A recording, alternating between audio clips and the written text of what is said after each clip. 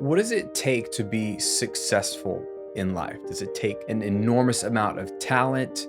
Does it take an enormous amount of privilege and special opportunities? What about luck? Certainly, those elements play a role in success. There's no doubt about it. But if you look at successful people, and if you look at any success you've achieved, can you really attribute the majority of it to those things? Luck, talent, or privilege? Or is there something else? Is there something simpler to achieving the success that you want in your career, in your work, in your business, or just in your life as a whole, which I think is a more noble goal than just wanting financial success or business success. Now, my name is Graham Cochrane, and I'm no one special.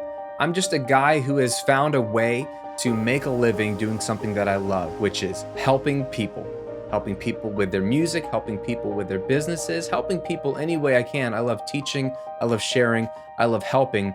And I feel blessed that I get to wake up and help people by making content that truly impacts their life, and that I can get paid to do that. Now, some people ask me, how does it work? How do you make it happen? What do you do every day? What special cereal are you eating that allows you to see the success that you're seeing? Now, there are a lot of factors to whatever you want to call my business success or my professional success, the number one of which is God's blessing. Apart from that, though, what I wanted to do in today's video was something a little different. I wanted to show you a little behind the scenes of what a typical day looks like for me.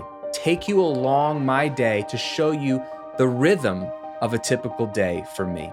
And the reason why is because I think I would attribute most of my success, if you're going to look at what I've physically done and what is in my control, to the simple magic of consistency, of regular routine, and just showing up. There's something profoundly powerful and empowering by knowing that a lot can happen if you just show up day in and day out with a plan, no matter what's happening around you, even if it feels like snail pace, which is how I felt when I started my first business over 9 years ago. So let me show you a typical day in the life of Graham and share with you along the way what my actual routine looks like, why I do what I do, and some of the tips and tools and techniques that I use to help me get what I need to get done every single day to further my career and my business, but more importantly, to serve the people that I love the most, which is my family. All right, it's a little after 5 a.m. and I'm starting the day. Everyone is still asleep. You can see it's still dark outside. And what I do to start my days is try to get up before everyone else, have some selfish me time, to try to just get oriented before the day. I hate waking up early.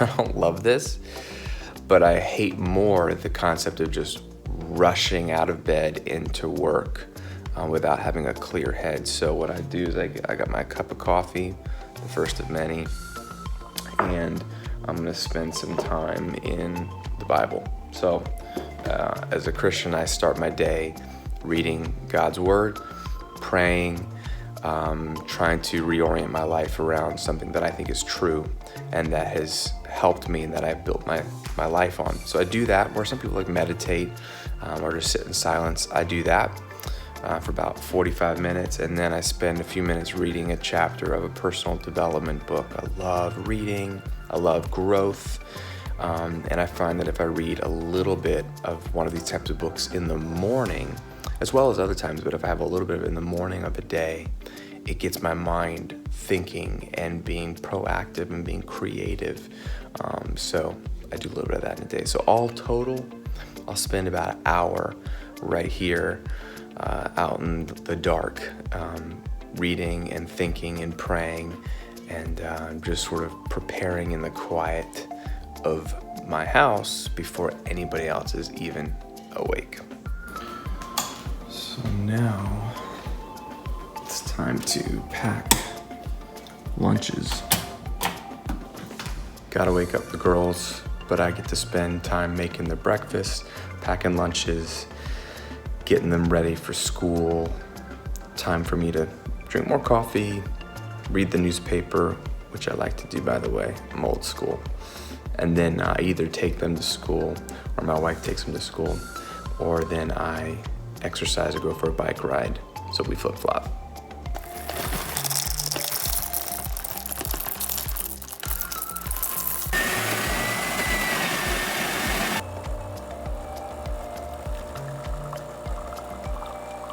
All right, so just dropped the kids off at school and they're all good to go. And now it's time to head back to the house, get into the garage or the dungeon or the studio or the office, whatever you want to call it, and get some work done. So let's go take a look at that. All right, welcome to the office. This is where the magic happens. So,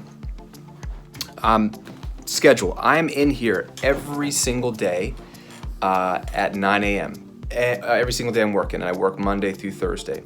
So something that's really important to my sanity and to my ability to sustain output and to sustain this business for the long term is just to have consistent set work hours. And it's also important for me to have those boundaries in place for my family so they know when daddy's working. So for example, in the summertime, if the kids are off school and everyone's home, they're in the other part of the house, but they don't bother me because they know when I'm working and the expectation is clear. They don't wonder, is dad gonna work long today? Is he not gonna work today? They know what my hours are. So my hours are 9 to 2, Monday through Thursday.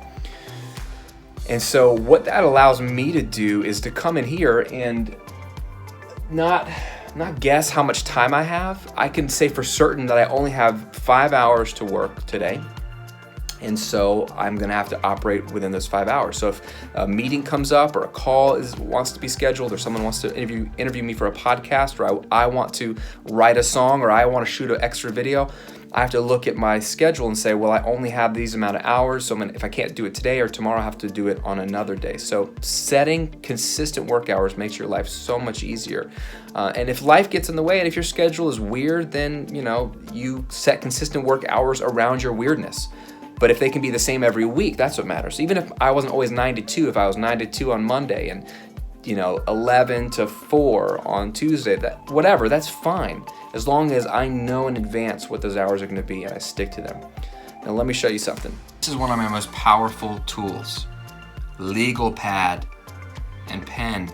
Here's what I do. This is what I wrote down the night before. So yesterday, I said, okay, for tomorrow, Wednesday, I got a call with Derek at what time? 10.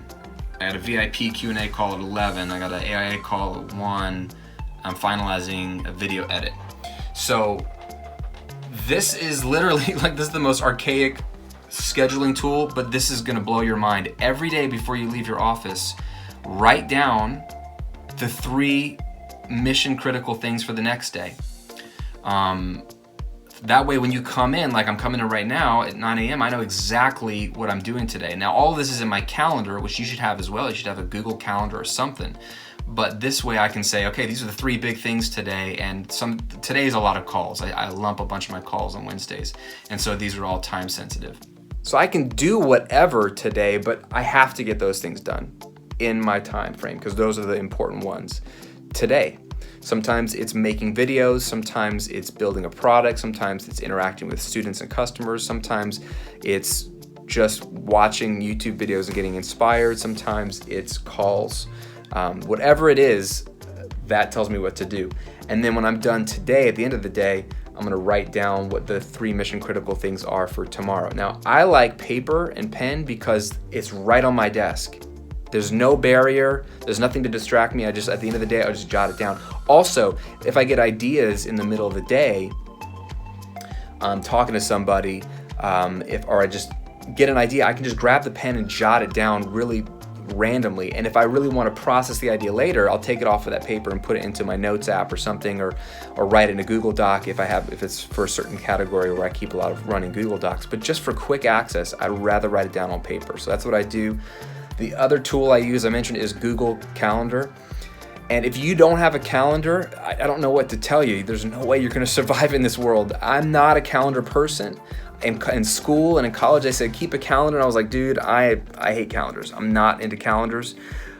But it is essential to running a professional business, and it's essential to managing your time well so you get the things done that you want to do.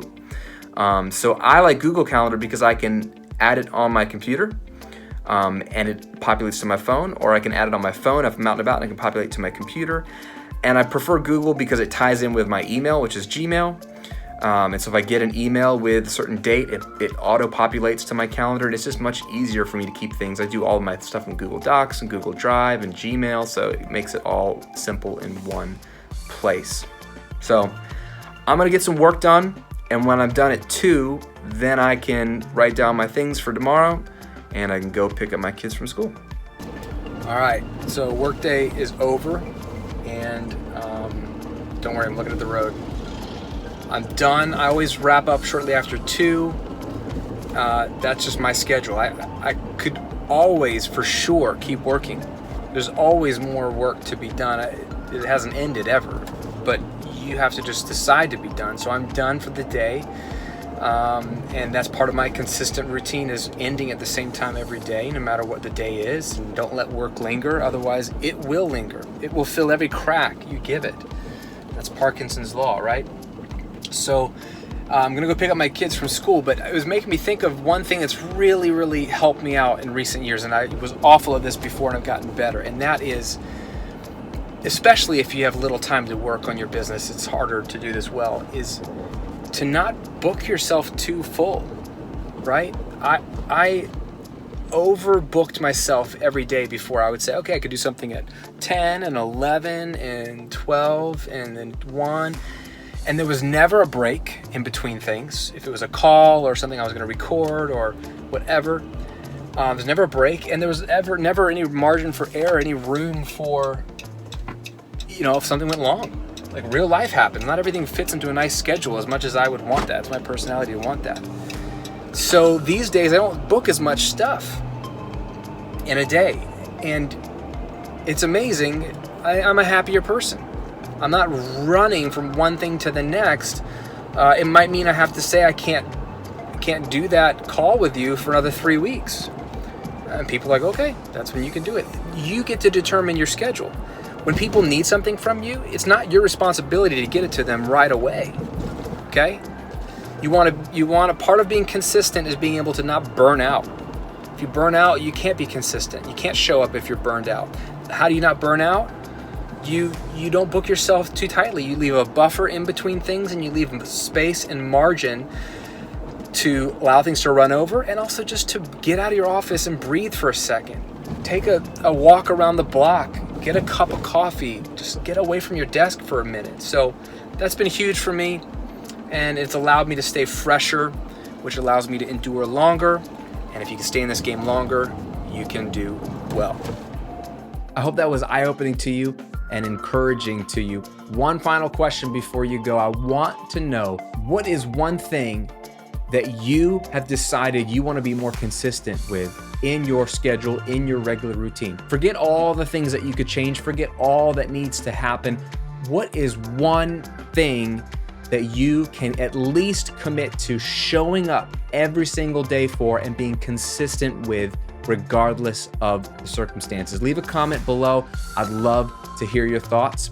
As always, thanks for watching. Thanks for subscribing to these videos. I'll see you on the next video.